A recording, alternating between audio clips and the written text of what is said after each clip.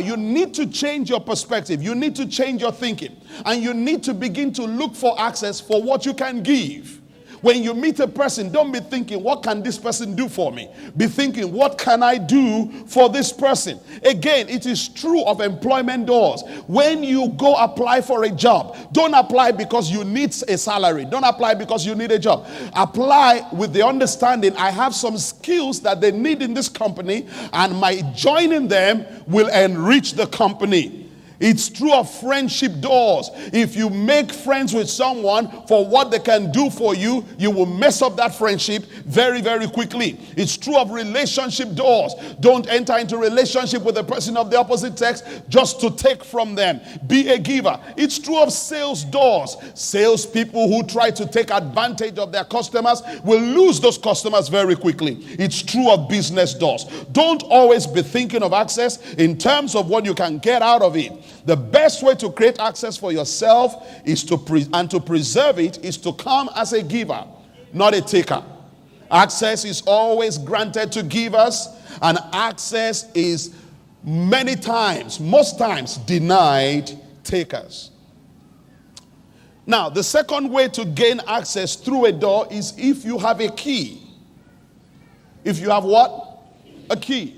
You know, I was going to bring a key this morning. I just didn't really have the time to look for it. A couple of years ago, I don't know, 6 years, maybe 7 now, I went to preach somewhere in the north in a town called Wigan.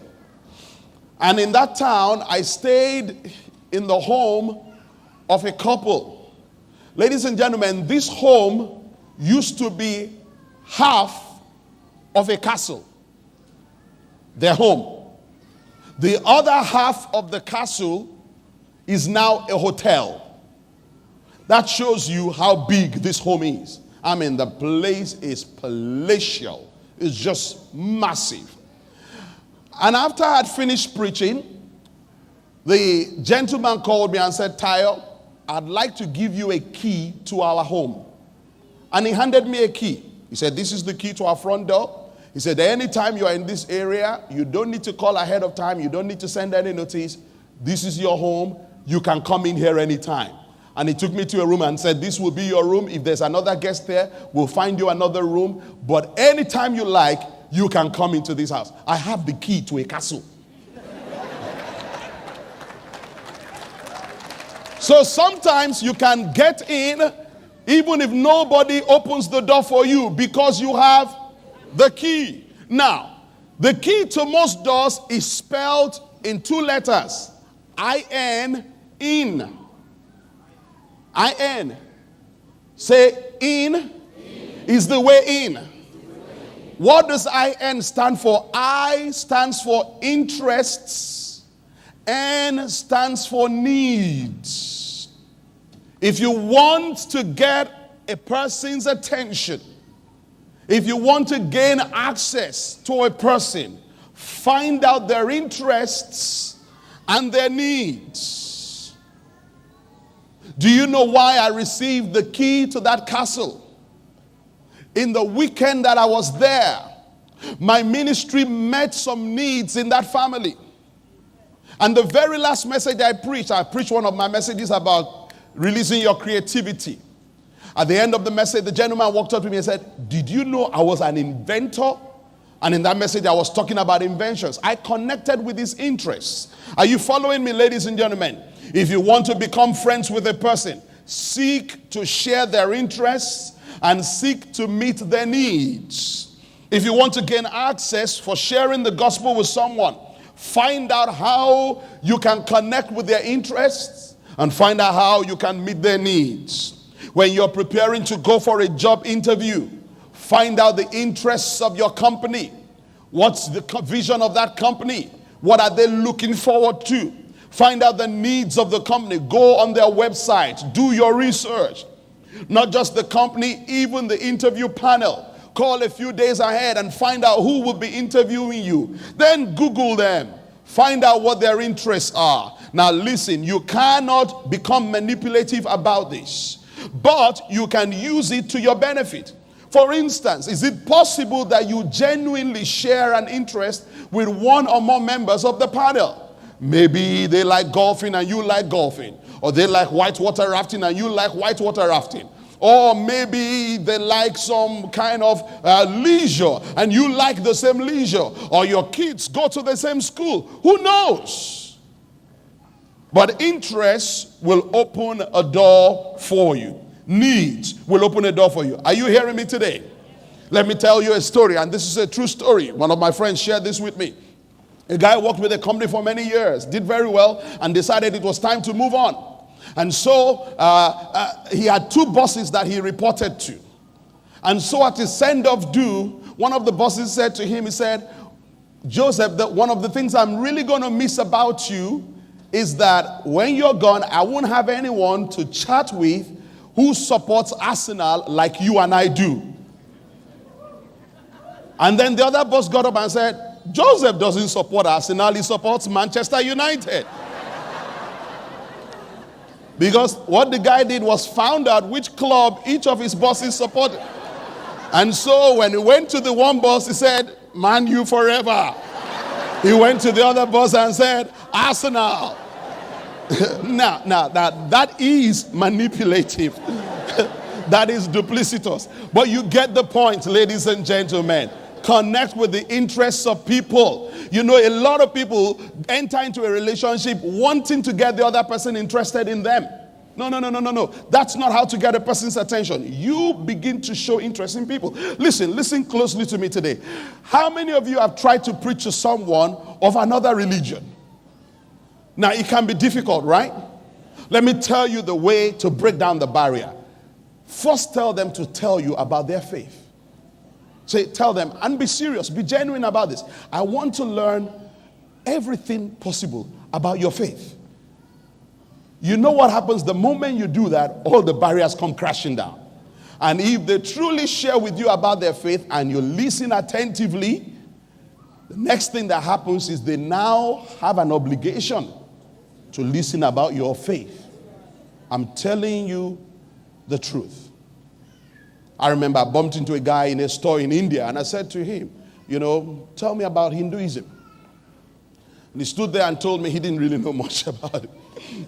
But he told me he did his best. I said, okay, now let me tell you about Christianity. And we stood right there in that store. He didn't quite give his life to Christ, but a seed was planted. Do you know what I'm talking about today? But the key message I want you to take with you today is this. You can only influence people if you have access to them. In 2 Kings chapter 5, we read the story of Naaman, the Syrian general who was struck with leprosy. And we read of a young girl, a maid, a Jewish maid in his home. That little girl influenced him to go seek help from Elisha the prophet. Why was she, a little slave girl, the Bible calls her actually, why was she able to influence this great prestigious general? Because she had access to him through his wife. In the book of Esther, we read of a young immigrant girl who has the power to influence King Ahasuerus to spare the lives of her people. Why did Esther have the power to influence the king? Because she had access. Somebody say access. So be thinking about that. Be thinking about that. Every time you're thinking of influencing someone, ask yourself, do I really have the access to do what I'm about to do? Tell your neighbor, no access, no influence. Now, very quickly, let me touch on indirect access.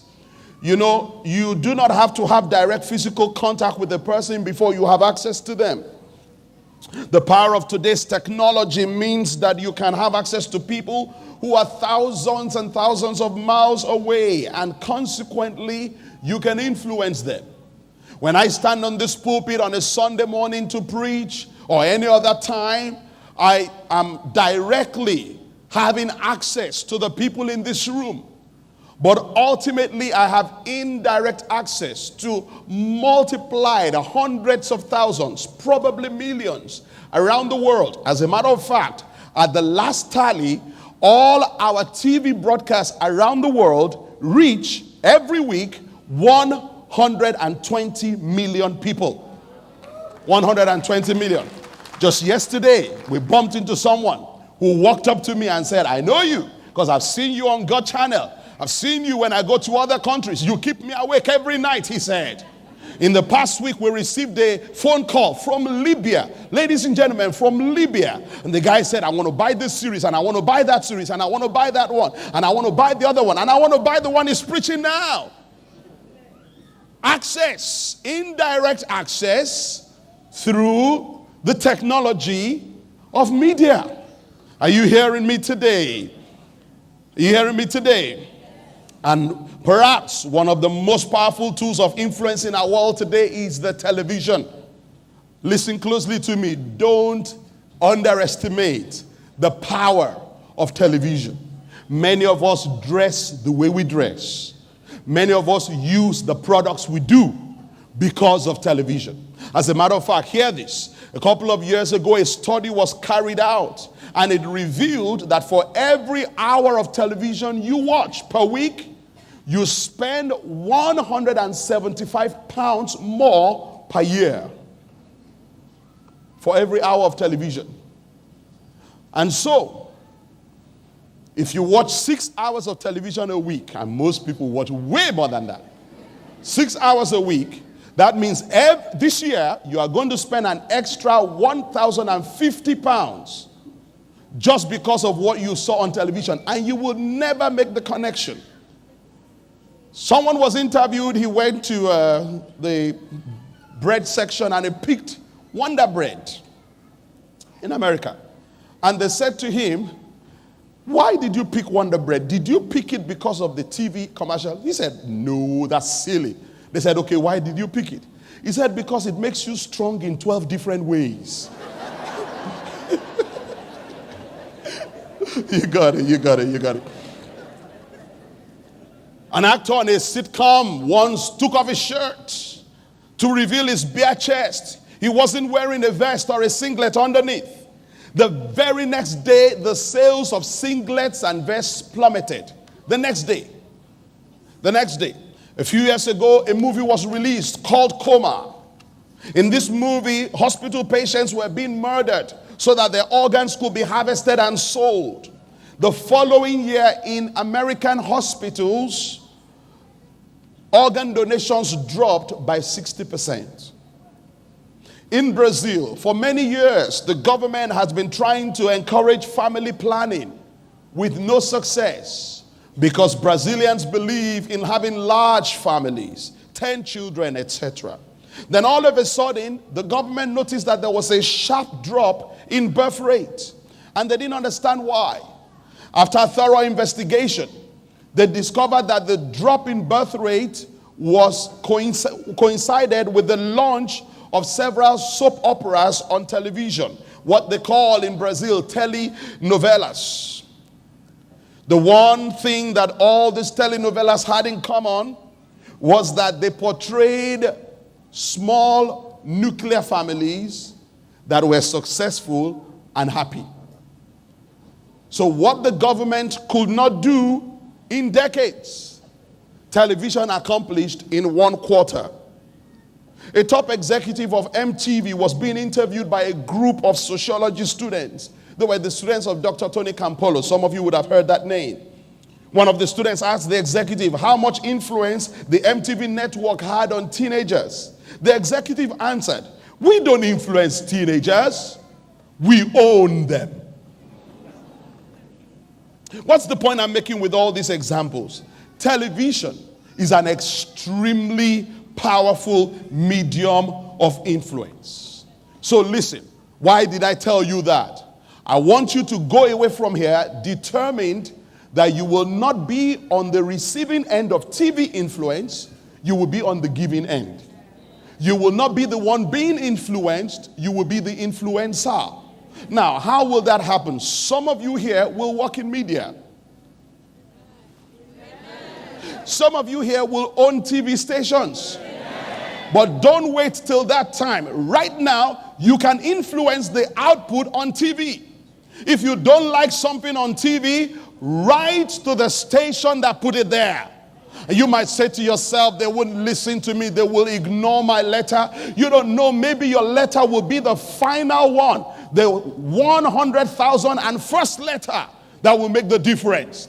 And of course, those stations know that for every letter that is written, there are probably 10,000 people who didn't bother to write. So your letter makes a difference. But by the same token, if a TV station puts out a program that you really like, write to them. Nowadays, you don't even need a stamp. Send an email and tell them that was wonderful. More of that kind of program, please. That's how you begin to influence what happens on TV. Are you hearing me today? But listen, I just told you how powerful the television is. There is now another medium that is many times more powerful than television. And we have not even begun to scratch the surface yet. It's the internet. The internet. Do you know that there are some video clips on YouTube that now have reached 100 million hits? There are some video clips that every week, 5 million new hits. Every week.